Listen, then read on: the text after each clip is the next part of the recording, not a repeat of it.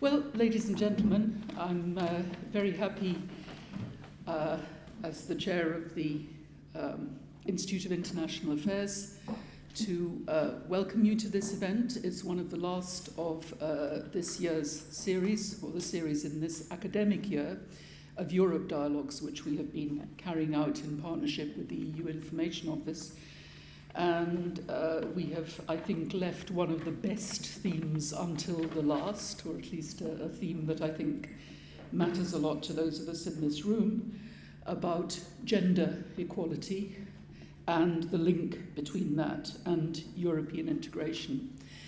In a moment, I will introduce the excellent speaker that we have, but on the topic, I wanted to mention first that when I was preparing to introduce this event, I asked myself two simple questions. Do women believe in the EU? And does the EU believe in women? Interestingly, the answers are a little different. At least in the Nordic countries, support for European integration is usually shown in opinion polls to be weaker among women than among men. And it's quite interesting to consider why that might be. It might be because they're associated with hierarchy, or something like that. But if we ask the other question, does the EU believe in women? It seems to be true at every level, because when Eurobarometer polls are taken in the EU on attitudes to women, we tend to find a very positive concern about women's interests, women's needs, and the need to take action to support and to protect women's rights. There seems to be a strong majority over Europe as a whole, to the point where we could almost call this a European value. And as we will shortly hear, all the different institutions of the EU actually follow this through with very concrete policies, actions, and even spending money, which is the final proof, to work on issues of gender and gender equality. We have one of the best qualified people possible to speak about this. Agnes Hubert and I have known each other quite a long time, and I know that she has worked and campaigned in this field for a very long time and in different capacities, as a journalist, as a consultant to the European Parliament, and at the moment she is a policy advisor to the European Commission in the group BEPA, which, she can probably better explain than I can what it is, but it's something that I've always thought of as the kind of elite thinkers and forward-looking thinkers and policy drivers of the EU. So it's very important that somebody in that team is also focusing on gender equality. Well, that's more than enough from me. Agnes has a presentation of 20-25 minutes, so there will be plenty of time for debate and questions, and I will come back here to moderate that. But for the moment, Agnes, you're extremely welcome to Iceland, welcome to our institute, welcome in this house, and we look forward to hearing you. Thank you.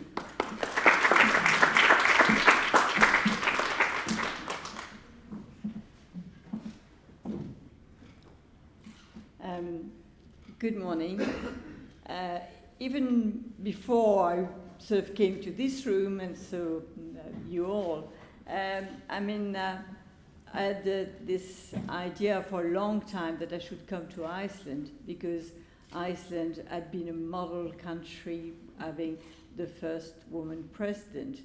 I am very sort of emotional about sort of speaking in front of you, Mrs. President, because you've been a symbol for so many of us around the world, I think. It was so important to have somebody who was at the highest function, and you were the only one for so long. So I'm really sort of very sort of happy that and honored that I could sort of expose some of my ideas in front of you. When I say some of my ideas, I'm not, as Alison Bales very sort of rightly said, I work for the Bureau of European Policy Advisors, which is sort of a think tank of the Commission, and we are there to sort of try and explore new ways, new ideas, and what the future is going to sort of hold for us, what are the main challenges, and how we can make recommendations to our political masters.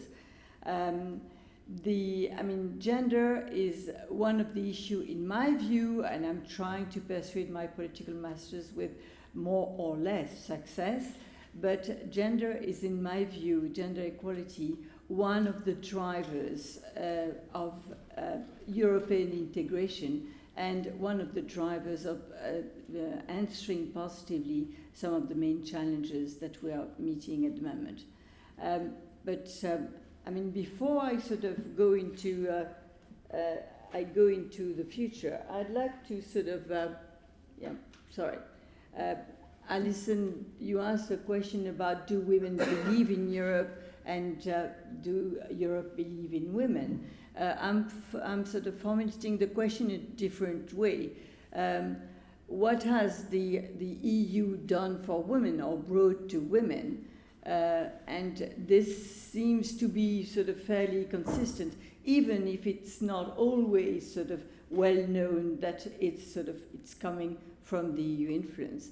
But also the question that we should really ask now is, what can women, or what do women do for the EU? What does promoting gender equality, would be even more right, does for the EU integration? I'm going to sort of, first of all, if I may go into, sorry.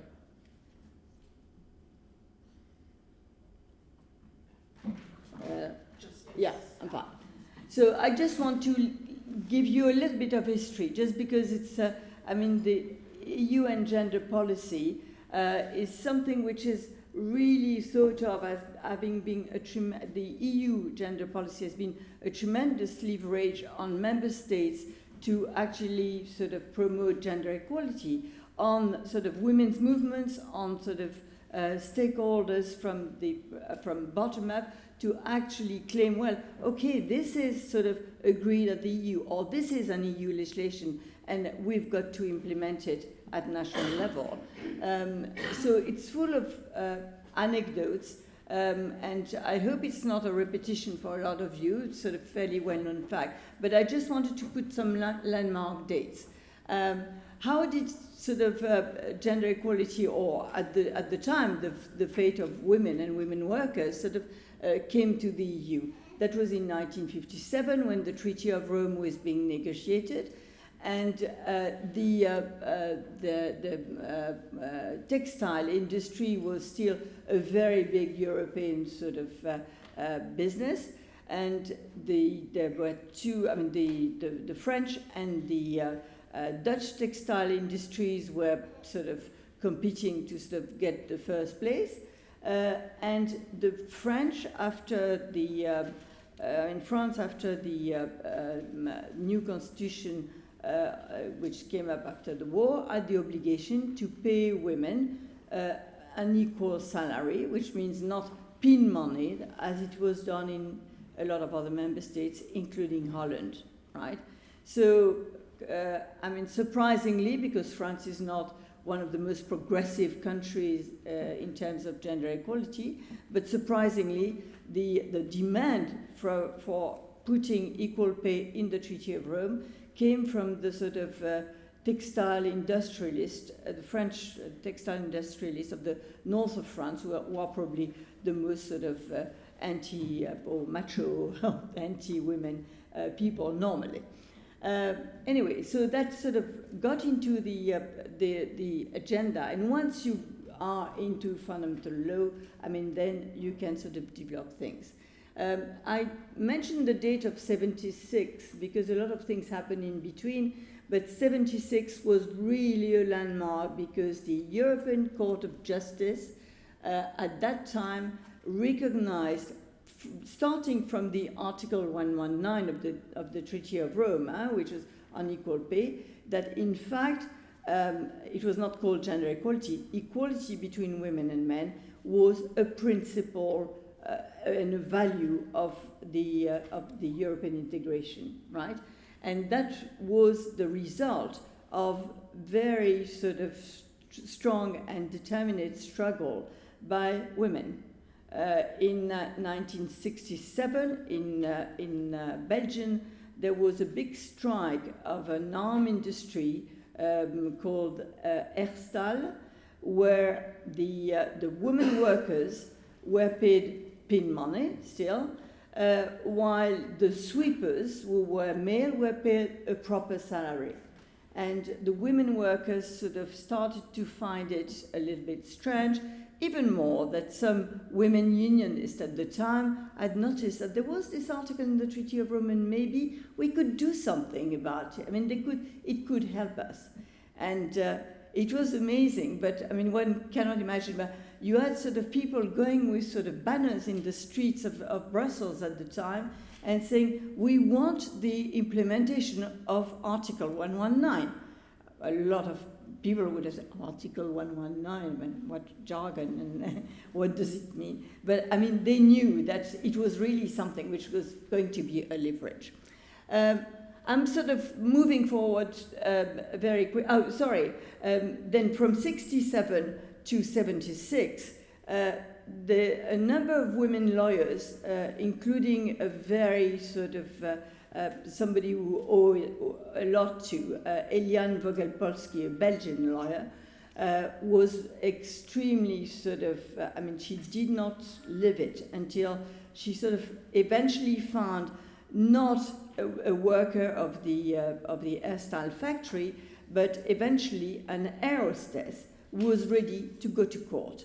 Why was she ready to go to court? Because at the age of 40, Gabrielle Dufresne, her name was sort of thought of as too old to fill up the job, and then she was asked to retire.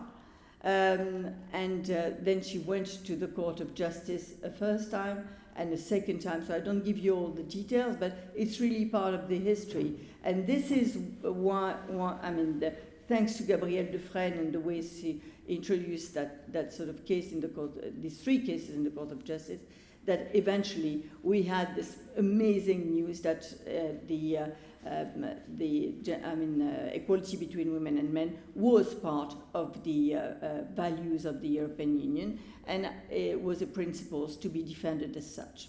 Okay, it's from then that a whole sort of much wider policy than just sort of equal treatment on the labour market has been able to develop. 1983, I think the date is sort of important. It's the early 80s. I mean, suddenly you've got a number of texts. You had as well the Mexico conference, the first Mexico conference, UN conference on women.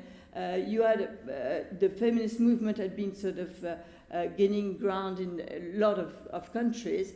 And then you've got from the early 80s a demand from the labour market for having more women because we had service industries, which was much more, which was employing women and which was really sort of calling women to sort of come to the labour market. There it was important, and I will show it's one of the policies in the EU where you've had the most sort of, the connections between different actors. And there it was business. Business was really requiring women to be freer from their sort of normal charges. And that's where you, at the start of discussions about, reconciliation of family and work. Is that a private issue or a public issue? Yes, it's a public issue because business wants to have more women on the labour market. They are needed on the labour market, and they can do, they can sort of, they have to have sort of facilities to make sure that they can cope with their children, etc. So, that's where a number of other policies started to develop.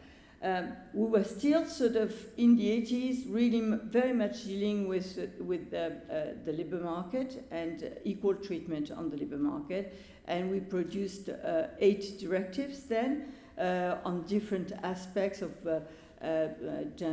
equal treatment and anti-discrimination legislation, which sort of were sort of as well used to go to the Court of Justice for a number of pleadings.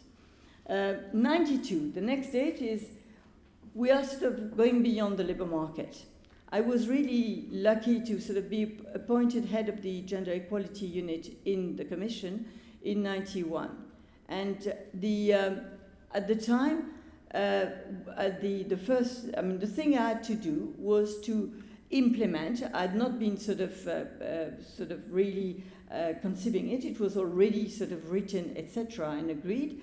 A 5 years program, which was basically under the influence of the European Parliament mainly, but as well women's movement, saying, well, I mean, we cannot think of having equal pay on the labour market and having all the commitments that you've done, member states, on sort of having more equal treatment, if we don't look wider at the status of women in society, right? Amongst the issues that were in that third action program of 5 years, there was, to do more research on gender stereotypes, on making sure that we could sort of develop policies to slowly overcome it. And there was the issue of women in decision making. At the time, it's Vaso Papandreou was the commissioner in charge of gender equality, of social affairs in general, including gender equality.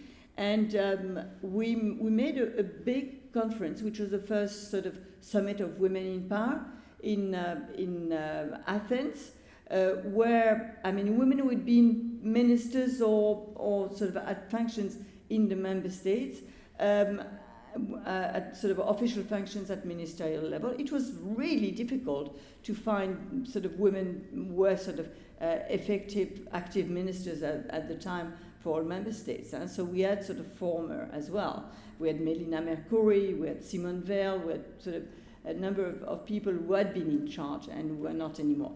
But they all sort of signed the charter saying that not only it was important for democracy and for sort of social justice to have more women at decision-making level, but it was important for the efficiency of our democracies, which had to represent a more diverse public. 97 is, I put 97, but again, a lot of things happened meanwhile, and including the 95 Beijing conference, which was an important moment as well for sort of pushing gender equality. I just want to remind you as well that in 95, we had the enlargement to two Nordic countries in Austria, Sweden and Finland and Austria. And they were sort of sitting at the table of the Union in Beijing, and thanks to, I would say, thanks to the agreement that sort of happened, but really thanks to the insistence as well of Finland and Sweden. I mean, we had in every at the end of every paragraph chapter of the platform, we had an obligation to promote gender equality and eliminate discrimination in all the policies, right? And this is something that was sort of translated with a very sort of awful word of gender mainstreaming.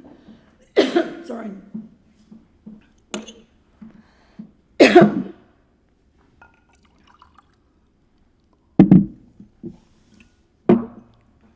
Excuse me. So, I mean, gender mainstreaming is something which is now a sort of barbaric word for a lot of people, a very useful word for a lot of the people who actually work on the ground, but which is in itself a principle that can be the worst and the best, and that can either sort of be used to dilute totally gender equality, or by saying, well, I mean, gender equality is everywhere, so sort of let's forget about having specific sort of actions, or which can really reinforce gender equality by showing, as I want to sort of really, I'm deeply convinced and will show you, that it's really a transformative power when you look at gender mainstreaming, when you look at policies to do gender mainstreaming. I mean, you really sort of look at how the policies is responding to the needs of people, right? And too often we've made policies by sort of having a sort of a very sort of interesting theoretical sort of model, but not really asking ourselves the question, how is it doing for, the people who are most concerned with that policy? So the Amsterdam Treaty was in 1997, the time when it was, this principle of gender mainstreaming was integrated into the treaty.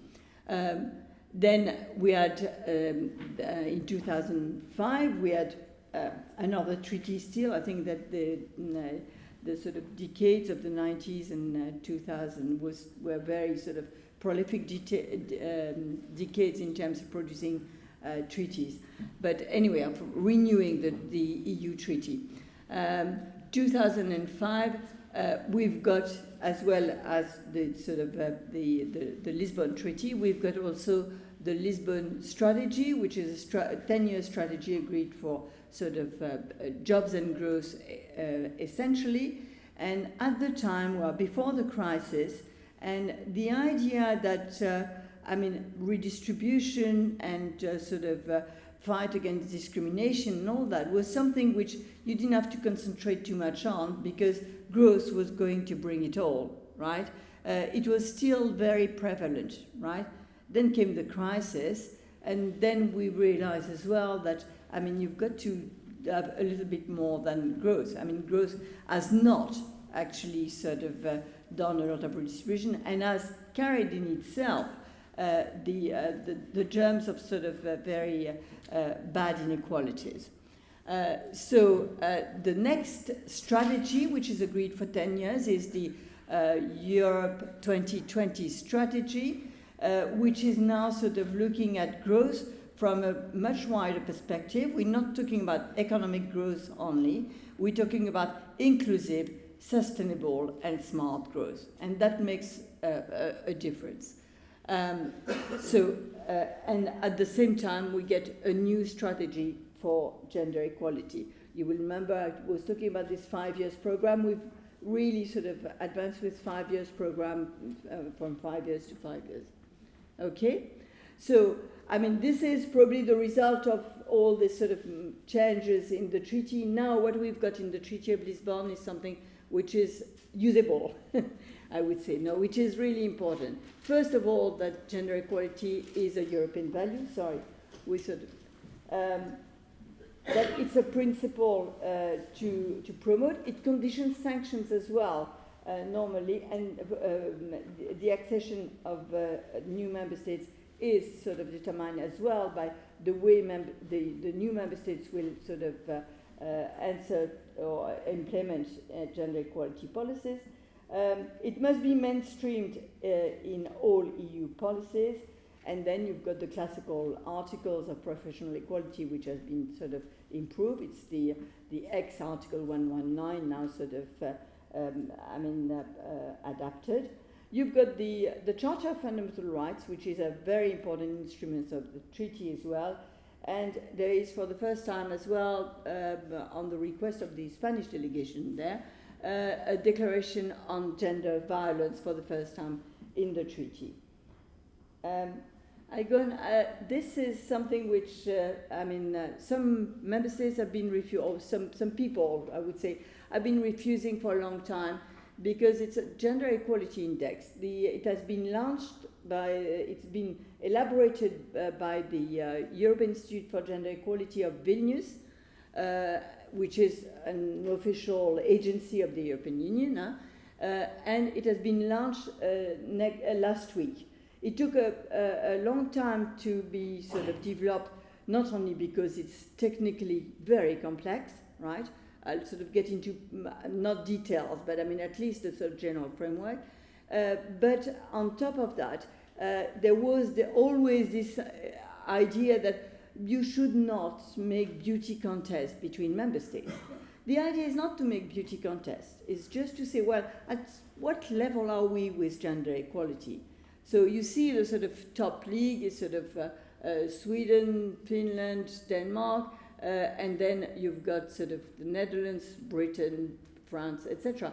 And you've got a very low score, for instance, for Germany, and you've got sort of very low scores for most Eastern European countries as well. You're very welcome to sort of go and sort of look more in detail into this instrument, which is really good. The framework is really to, start with what is the sort of conception of gender equality we want to defend, sameness, difference, transformative. We made a sort of combination of the three, which is something which is important. As well, how as these figures, how we come to the one figure per member state, it shows that anyway, even in Sweden, there is still sort of 25% of progress to be made. How we come to these figures, basically by having 6 sort of core domains, right, which are work, money, knowledge, time, power, health, and these are subdivided into subdomains, sometimes to correct sort of things which are not sort of very clear, like the fact that if you take equal pay, for instance, on the money, if you take the question of equal pay, you will see that the gender pay gap has decreased in most, as an average at EU level, has decreased since the beginning of the crisis. And you would wonder why. Is that sort of progress when the gender pay gap decreases? But not at all. It's not that the pay of women has increased. Far from it. It's just because the pay of men has decreased, right? So we've tried to correct for some of these sort of anomalies, right? The idea was to construct an ideal index, not only the index that was possible because we had the data for, right? And we've taken as well 2 important sort of, I would say, peripheral sort of issues or subsidiary issues, satellite issues, which are violence and intersecting inequalities. They don't have to be interpreted exactly in the same way. Plus, we've still not got the actual sort of data to fill up, in particular, the violence sort of subdomain. Far from it. So we are sort of working on that, on how we can sort of get sort of a more or less harmonized sort of base to sort of see, at least for the for the big subdomains of violence, how we can put some figures on it as well. An inspiration for this index is as well, you probably know the World Economic Forum Index, which is sort of worldwide, and we thought, why should we make a European index? Probably because things like sort of education and health have got a different sort of weight in our country, in our developed countries, than in developing countries. We cannot compare our situation here with a lot of developing countries. So, it is good to have this sort of variety of index to sort of really sort of have a more or less a sort of what's it called, boussole, to sort of see where we are heading for. So now, as I told you, that's really what can women do for Europe. My view is that and what I'm trying to develop is really that the current challenges would all be sort of facilitated if there was a strong commitment and a strong sort of implementation of gender equality. The long-term sustainability of Europe is really dependent on, as shown in that strategy for 10 years that has been agreed by member states, on smart, sustainable, and inclusive growth. What does this mean? Why would gender equality sort of facilitate that? Probably because there is much more sort of interest, sensitivity, and actual sort of stakes of women to have a more inclusive and a more sustainable growth. Then you've got to sort of, develop policy by evidence, and you can't just sort of say, well, there is a difference between women and men. But again, it's the combination between the sameness, the difference, and the transformative part. Macroeconomic imbalances are a big issue. We are sort of starting now at last to see that, the austerity, that's what I put at the top as well, the austerity policies that have been really sort of implemented with a lot of sort of rigor and rigidity in the last 5 years are probably not bearing fruits at all. On the contrary, you've seen the IMF sort of mea culpa on the Greek program, and the Commission as well has been starting to say, well, okay, we've got to compensate for austerity.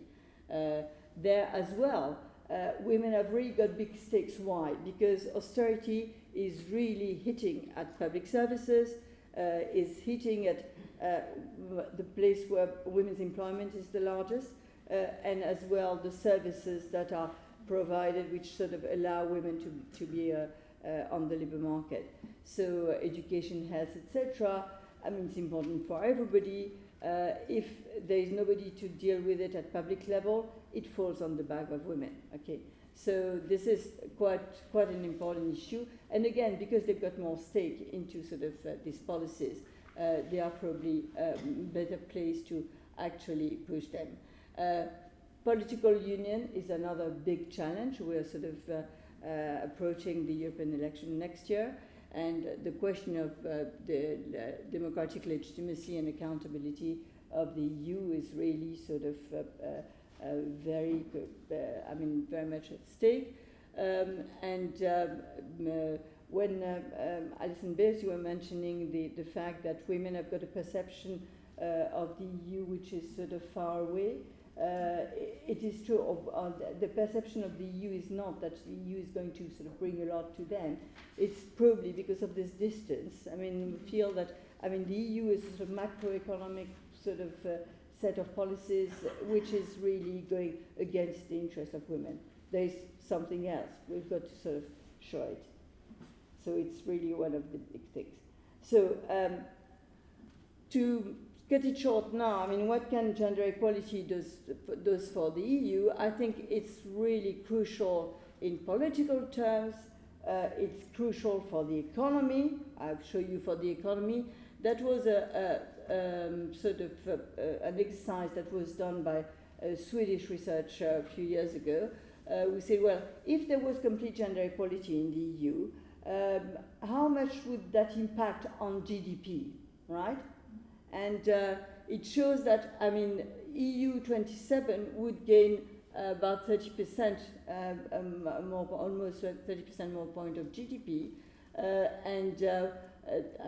even more for Malta, a little bit less for Sweden, etc. But there is really sort of actual sort of economic gains. If we're talking about economic indicators, there is a lot of economic gains to have more gender equality. What was interesting, when this study sort of came out, a lot of people said, well, the scientific basis is a little bit doubtful, etc., etc.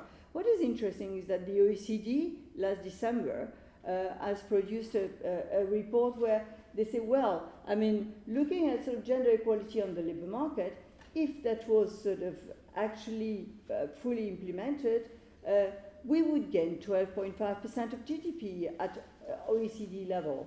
So, it's not an illusion. I come back to the... so in politics in general, that not only, as we were saying in '92 in Athens, right, with the Declaration of Athens, not only women's rights is a test case for democracy, it's a test case for political legitimacy, but as well it can improve policy making. Then in the economy, I sort of went through it, and in society, we had this sort of big exercise years ago about the cost of non-Europe.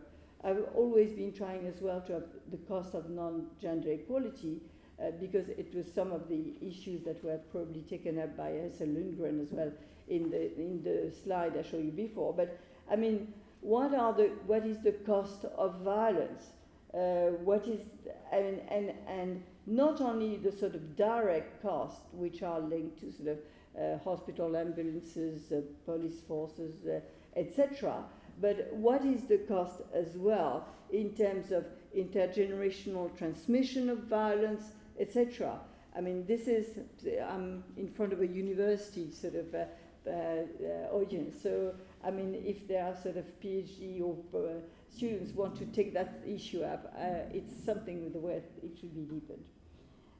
And then something which I've told you as well before, promoting change is really something, to promote change and to adapt to sort of new conditions. Gender mainstreaming is an important issue.